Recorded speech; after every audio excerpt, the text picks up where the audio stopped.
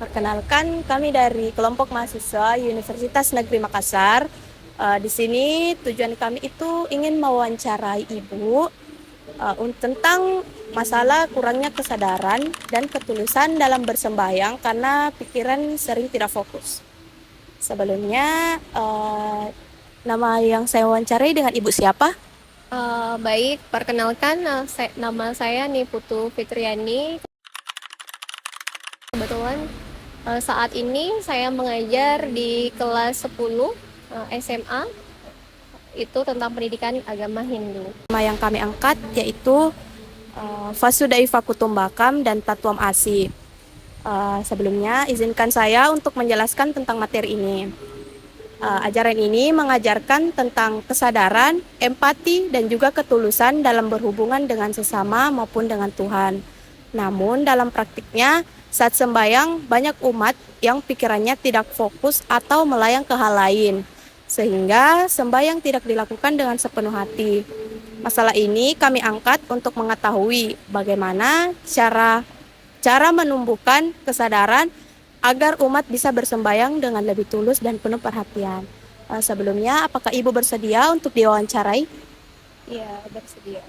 Baik, untuk sesi pertanyaannya saya serahkan ke Saudari Anggi Nadila. Baik, terima kasih.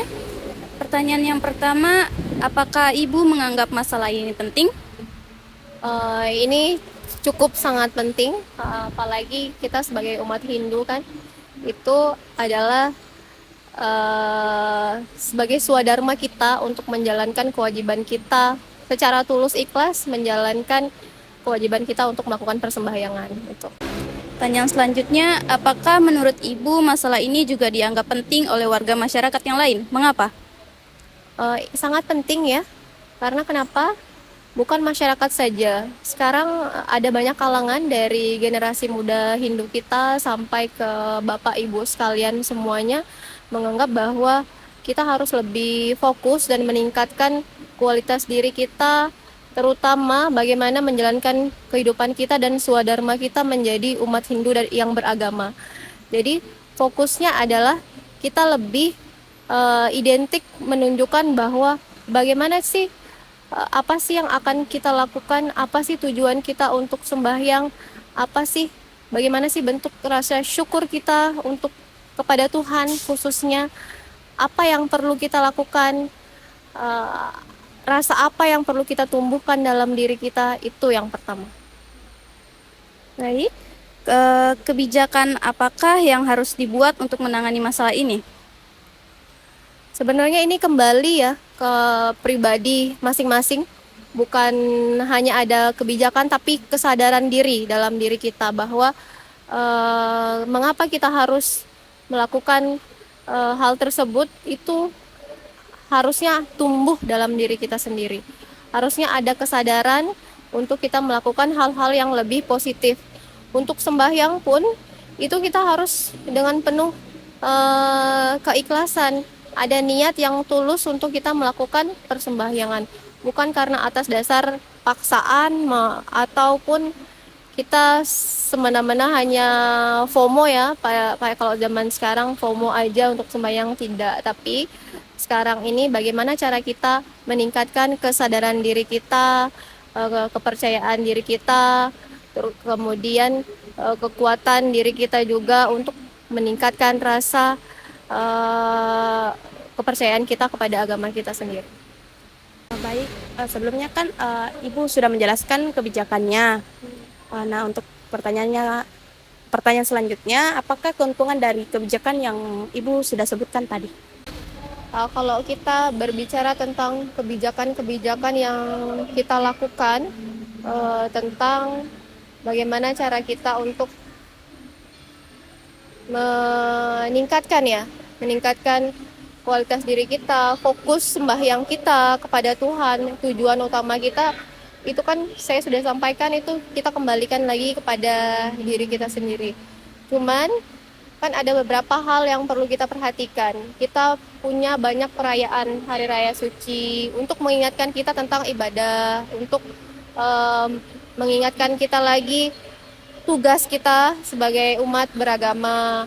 Kayak seperti contohnya purnama, sembahyang sehari pun yang 3 kali sehari itu kita harus wajib lakukan. Kemudian purnama tilem, kemudian hari raya suci besar seperti Saraswati, Siwolatri, Nyepi dan sebagainya macamnya itu adalah salah satu pengingat dan kewajiban kita tentunya untuk meningkatkan rasa syukur kita, meningkatkan eh, kepercayaan kita dan meningkatkan kemauan kita untuk ingat dengan Tuhan, melakukan persembahyangan gitu. Apakah ada kerugian dari kebijakan yang Ibu jelaskan?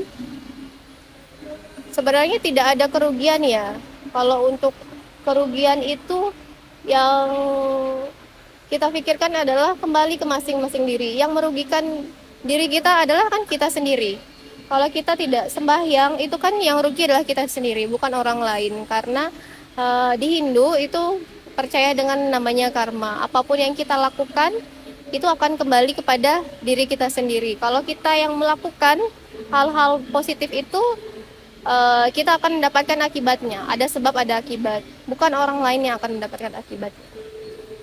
Adakah kemungkinan kebijakan itu dapat diperbarui? Kalau misalnya ada, bagaimana caranya?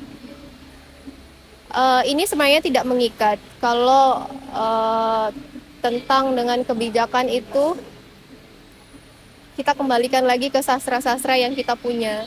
Jadi di dalam kitab suci Weda kita sudah dijelaskan bahwa adharma dan dharma.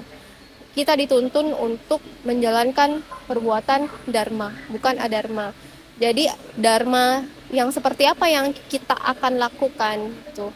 Perbuatan baik seperti apa yang wajib kita lakukan, itu harus kita jadikan satu acuan, jadikan pedoman untuk melakukan perbuatan-perbuatan itu. Jadi hal-hal yang mengikat itu kita kembalikan lagi kepada diri kita. Kita mau ke arah yang baik atau ke arah yang buruk gitu. Sebaliknya, kalau kita mau ke arah yang buruk, ya silakan itu kembali lagi kepada diri sendiri. Kalau mau ke arah yang lebih baik, kita ikuti ajaran kita sesuai dengan keyakinan kita dan kepercayaan kita. Cukup sekian wawancara dari kami. Kurang dan lebihnya mohon dimaafkan Ibu. Saya akhiri dengan Om Santi Santi Santi.